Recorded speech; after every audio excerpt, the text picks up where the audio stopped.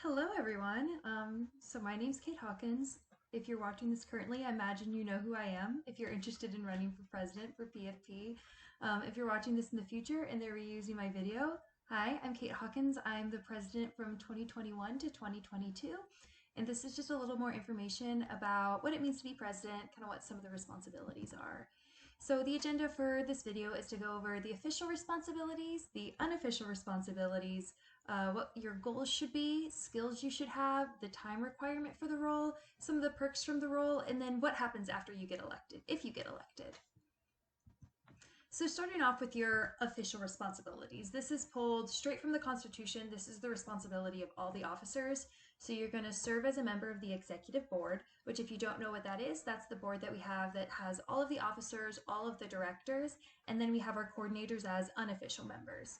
You are also responsible to provide support to your executive board members and all of their subordinates, which basically just means everyone in PFP. It's also your responsibility to manage the vision and mission of the program and their implementation, oversee the organization's sub-teams and directors, maintain general knowledge of program areas and operations, and assist other executive officers and fulfill their duties when necessary.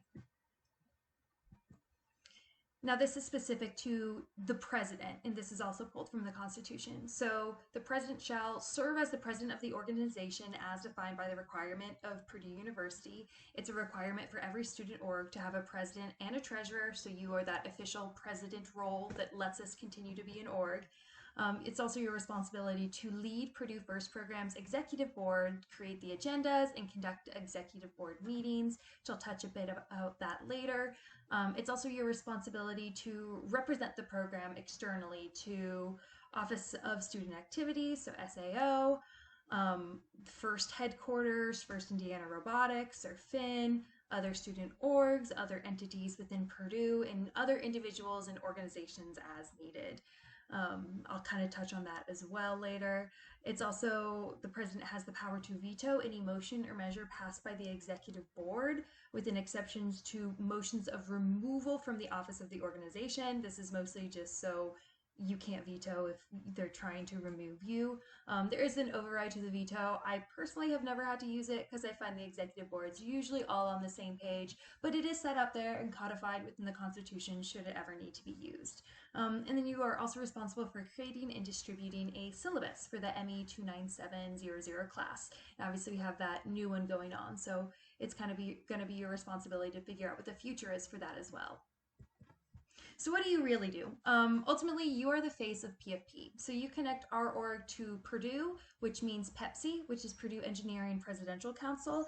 It's a council full of presidents of student orgs that are related to engineering. So since we are related to engineering and you are the president, you are part of the Purdue Engineering Presidential Council. They meet bi-weekly.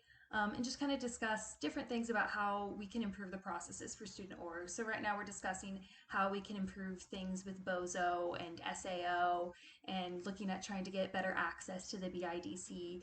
Obviously, what you will be discussing, I'm sure there'll be a lot of similarities and some things will change as well, as we're just constantly trying to improve how student orgs can run and operate. And you're also responsible for connecting with BOZO, which is the people who are in charge of our finances, as well as SAO, who are the people kind of overarchingly in charge of student orgs. So anytime we have like an event or something like that, we have to go through SAO. So you're kind of the face of Purdue in their eyes as president. And then you also connect our org to FIN. Obviously FIRST in general, but we tend to connect a lot more with FIN. That's why I only really included Purdue and FIN on this list, because those are the ones we tend to connect with the most.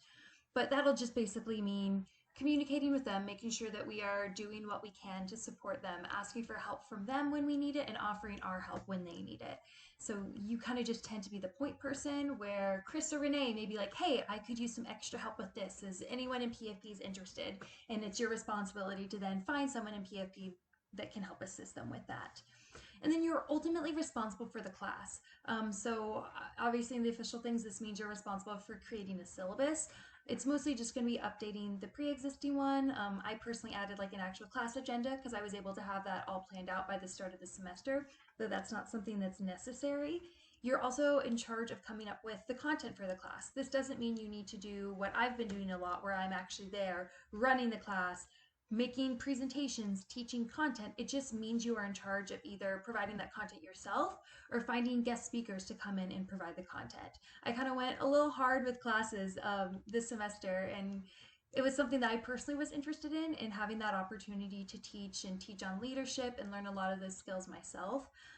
But that's not something that you have to do if you would rather find guest speakers. If you don't feel comfortable doing a 60-minute presentation once a week, or if you don't have the time for that, then you can definitely find guest speakers. And I recommend that you actually make a committee with some other members of PFP. That's something that I implemented this semester, and it definitely helps make planning the classes a lot easier. And it also helps kind of your outreach of connections.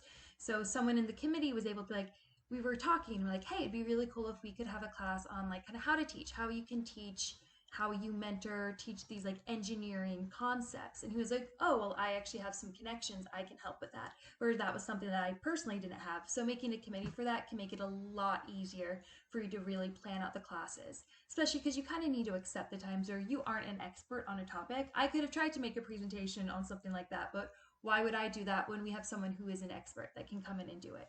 So you're responsible for the content, but I'd say put an asterisk next to that, and that you don't always need to be the person teaching the content, and a lot of times you shouldn't be. You are also responsible then for hosting office hours. So this is just 1 hour once a week. All of the officers are responsible for doing this, but we kind of reframed it since not a lot of people really come to the office hours. So all of ours happen at the same time, and we also use it as an officer meeting. That way we can make sure we're at least still being productive with our time during that period. And then just as a note in regards to the class, you aren't responsible for everything surrounding it. So the VP does do like the attendance, the evals, grade calculations, and stuff like that. They kind of do more of the stuff that's like hands-on with the members, whereas the president, it's kind of more the overarching ideas of the class.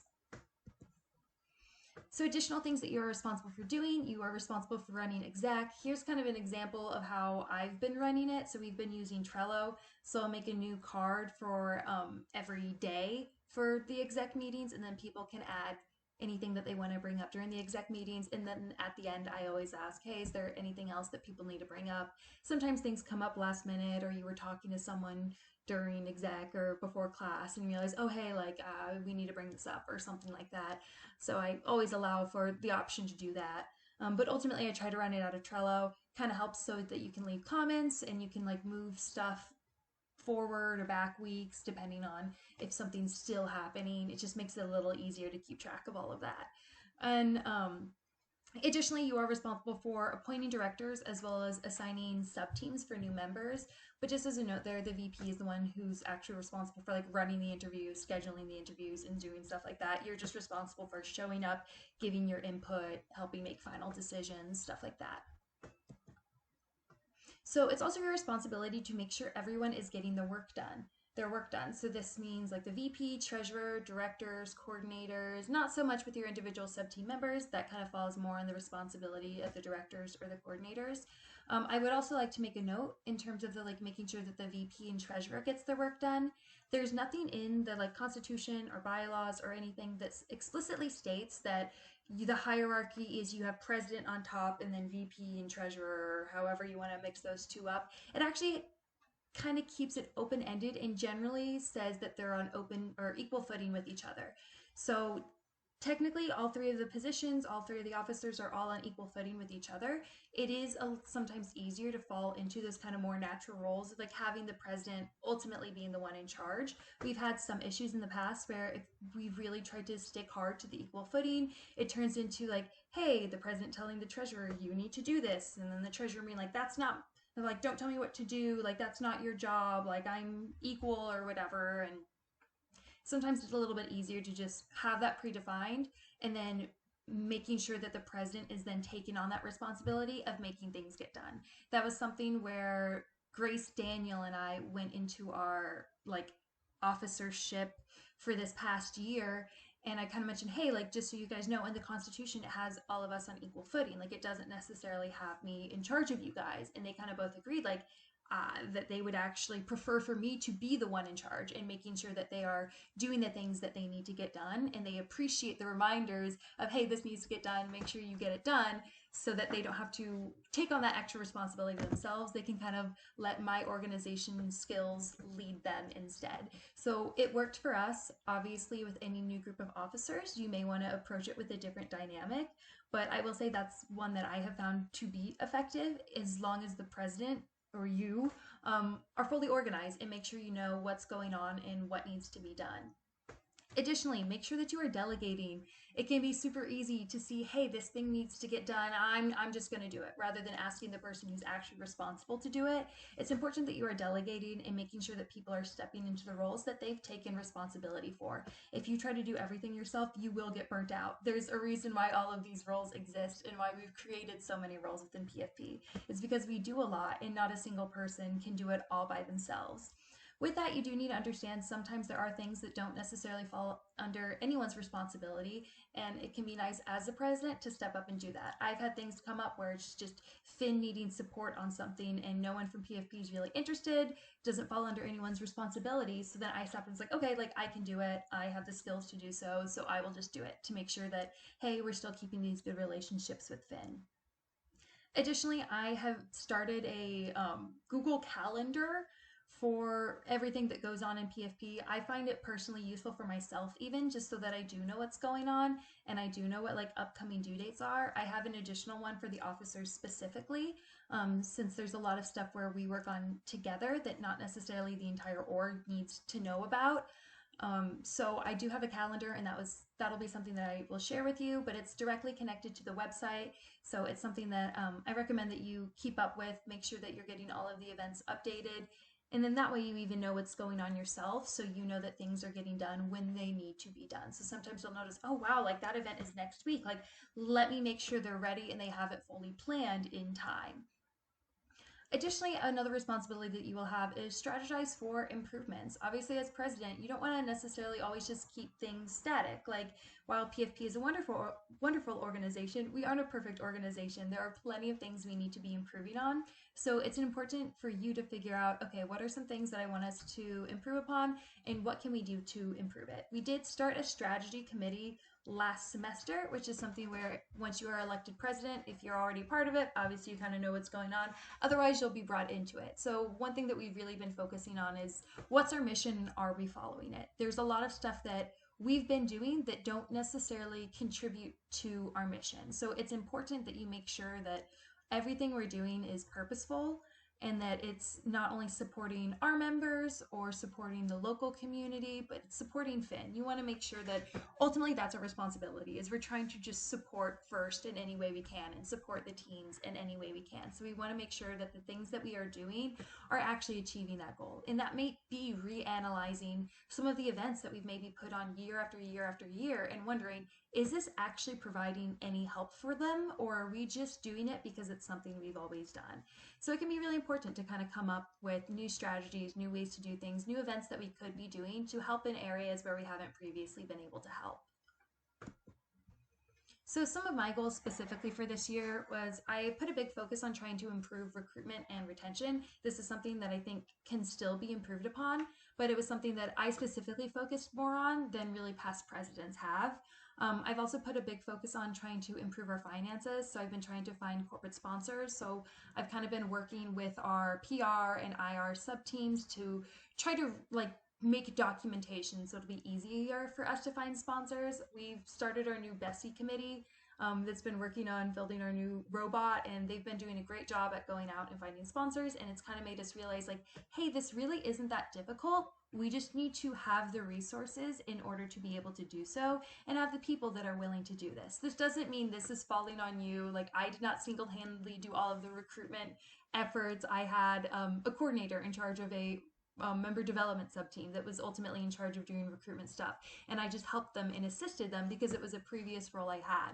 Retention is something that really falls on all members. It's important that we're trying to retain our members, and a lot of that's actually going to fall more on your directors, on making sure that they are getting their members involved in doing things that they want to be doing so that they want to come back. But it's your goal as president to be able to drive those motions, I guess. Um, and then ultimately, again, just focus on our mission. I went on ahead and put it here in the official terms from the Constitution, but it's Purdue FIRST Programs strives to inspire youth to pursue and appreciate science and technology while empowering students to strengthen technical and leadership skills from competitions and activities to better prepare them for industry. So, as you can see, ultimately, we are a service org. There's some stuff that we do that's more, I guess, just like passion projects for members in the org. Like Bessie, while that's more of a passion project, it still can help improve our mission just because it can help with things like recruitment and retention. So it's still ultimately helping us run as an organization. But ultimately, our mission really is to just try to provide service and help the students around us in order to better appreciate science and technology, aka FIRST. We're trying to just help improve the FIRST community in our local area. So kind of what some of your goals should be, obviously kind of continue some of my goals. A lot of them are pretty fundamental in terms of trying to improve retention, since that's an issue we've had, trying to improve recruitment, since that's an issue we've had, trying to improve our finances, since that's an issue we've had. But it's also important for you to come up with some of your own goals. So what are maybe some improvements that you would like to see within PFP, and what are things that you think we could be doing better to contribute to our mission, and what are some things that we don't do that would support our mission? Or what are things that we are doing that don't support our mission? So making sure that, hey, maybe we need to reanalyze this event we've been hosting every year. Is this actually supporting our mission, or is it just causing a lot of stress on our members and not really providing much of a benefit to the community? So some skills that you should have if you're interested in being president. Number one thing is you need to be organized. You need to make sure that everything that needs to be done is getting done. While that doesn't necessarily need to be you that's doing them, you just need to make sure that the steps are getting done. It's also important, kind of combined with that, to have that big picture mindset of you need to see, hey, what are we doing as an organization? Making sure that the steps to get there are being done, making sure that those steps are supporting our mission and the events that we are putting on are supporting our mission. So you kind of need to have that big picture mindset and not as focused on the details, because ultimately you aren't the one who's necessarily doing a lot of the work. You're just making sure that things get done. It's your charge to delegate. Also, in general, you kind of need to be comfortable speaking in front of others. Obviously, I've been speaking in front of the class and teaching a class. That's not something you necessarily need to be able to do as president. That's something that I'm comfortable doing, so I'm willing to do it. But you still need to be able to like step up, give announcements, and do that kind of stuff in front of the entire org. Additionally, it's important to make sure that you're generally just like positive. Just when things are kind of like down in PFP, you want to make sure that you aren't someone who's standing there and insulting PFP as an organization. Because if even the president's getting down on PFP, then the message that that sends to the rest of the organization is that PFP is not something worth being a part of. And ultimately, you want to make sure that people want to be a part of PFP and are happy being a part of PFP. So it's really important to keep a positive mindset just about everything that's going on within the org, as well as just the org in general, and making sure that you have a positive mindset about the contributions that the org is making. And kind of mentioned this with a big picture mindset, but delegation. You need to make sure that you are able to delegate and that you aren't just going to sit there and try to do everything yourself. Otherwise, you will get burnt out. So as far as the time requirement goes, obviously this depends a lot on you and how much work you're willing to put into PFP. For me, PFP was kind of my, I guess, like big thing, my super senior year. So I wanted to put a lot of effort into it, especially because I knew that I could gain a lot from it, not only in things I've learned, but also just like in my future career goals. So kind of the time frame that I usually worked with was I would spend 2 to 4 hours working on PFP stuff on Sunday. So this would usually be planning the class as well as just checking in with everything that's going on that week and even into the next week if it's more major events, and making sure that everything is on the right track in terms of getting those done. So a lot of times it's just messaging people like, hey, what's the progress on this? Like, where are you on that? Like, do you need any support or any help? Like, what are the next steps that we need to be doing? And just making sure that everything for that's getting done. A lot of it might even just be scheduling meetings, so sending out Wenti meets to make sure things are getting properly set up. Additionally, we had that 1 hour officer meeting / office hours that I mentioned earlier. Ours this week is on Tuesdays at 2 p.m. or this semester's on Tuesdays at 2 p.m. So that's just another kind of time commitment to expect, but that's more for your officer meeting rather than just sitting there as office hours. And then just on top of that, I would usually spend 30 minutes to an hour almost every day kind of just doing additional stuff. So just that might be joining the meetings that I had scheduled earlier, or that might just be additional check-ins. But it's kind of important to, I guess, almost just like spend a little bit of time every day to just check the calendar, see what's going on, just kind of thinking about, hey, is there anything for PFP that needs to be done that I'm forgetting? So just kind of checking in with yourself every so often. It wasn't actually an everyday sort of things. And sometimes it was only like 10 minutes of, oh, that's right, I need to message this person to make sure this is getting done. But just like as an estimate, I went on ahead and put it down as like 30 minutes to an hour almost every day. So, obviously, I talked a lot about the responsibilities, the time commitment. So, you're probably wondering now, why on earth would you choose to be president if you have all of this responsibility, this much time that you're putting into it? Why be president? So, obviously, there are perks to being president. You ultimately get to choose PFP's direction. This is kind of honestly one of my biggest motivators because I felt as though PFP as an organization had so much potential, but that we were kind of failing to meet a lot of it. So I wanted to be able to like step in and kind of make my own effort in trying to make PFP be as good as it could be. Additionally, you get a lot of connections. So you kind of get to talk with a lot of different people in the FIRST community as well as Purdue in general. So those connections can kind of just like help set you up for some pretty cool opportunities, which you'll see I mentioned there later too. And then you also get to see all that PFP is doing. So I thought it was really interesting to kind of be able to take a look at the different, like what the mentors are doing, since all of my experience was with regional, or what PR is doing or IR is doing. It kind of gives you more of an excuse to kind of touch into the different sub teams and kind of see what they're doing. Which I thought was kind of cool. And then you also get a lot of cool opportunities. So like this semester, I had the opportunity to go speak to a bunch of Congress people at the State House. That was something where Finn reached out and was like, hey, this is going on. I don't know if you have anyone who's going to be available at this time, since it was Tuesday morning to afternoon. Luckily, I was available at that time, so I was able to like go down and represent PFP to a bunch of Congress people in order to support just the spread of FIRST throughout Indiana. And then the number one perk, of course, is just going to be that you learn a lot. I've learned a lot about myself. I've learned a lot about what it means to be a good leader. I've definitely improved a lot of my skills with like teaching and organization. I've just grown so much as a person, and I've gained a lot more confidence in myself. So you definitely do gain a lot from being president. So, lastly, what happens if you get elected? So, immediately you would start shadowing me just for the rest of the year so you can kind of see everything that I'm doing, so you have an idea of things that you would need to be working on. That's not going to be joining me for every single minute. I do everything PFP or whatever, but I'm just going to try to get you in on it, maybe give you some additional tasks or stuff like that that I think, like, hey, might be cool to kind of help get you used to some things, and then just ultimately get you set up for the next year. Kind of get you understanding like, hey, what are maybe some of your goals for the next year, get you incorporated into the strategy committee so you can be included in those discussions. It's also important that you get familiar with the Constitution and bylaws. It's important that you know kind of what are the rules surrounding the organization. How are we supposed to do proper proceedings? Like if we are trying to vote on something at exec, like what's the proper way to do that? And what are the rules that people need to be following in PFP? I personally was part of the rewrite for these, so I know them probably better than any other member of this organization, since everyone else who was part of that process has since left. Um, but it's important that you have an understanding of these, especially for the stuff that really pertains to you.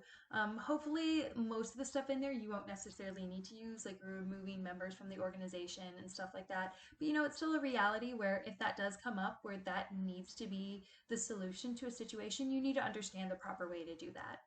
Then obviously at the end of the semester is when we would officially transition. So this is when I would take all the logins, give you those, give you my keys. You are officially the president now. And then with that, it is then your responsibility to appoint the new directors, which I explained. The VP's ultimately kind of in charge of that process, but you still are supposed to be there to give your insight and input. As well as we tend to try to do some summer meetings just to get all of the directors on the same page, get everything ready, kind of even a little bit of team bonding coming into the next year. So I did it where I just did like one once a month. Honestly, I think we could have done it a little more frequently than that, since I feel like some things that we could improve upon, or just like the retention. So doing a little more, I guess, just like director training, I think could have been really useful, and also just understanding what are the needs of the sub teams for sub team meetings. But if you get elected, we can talk more on exactly what the goals would be for those.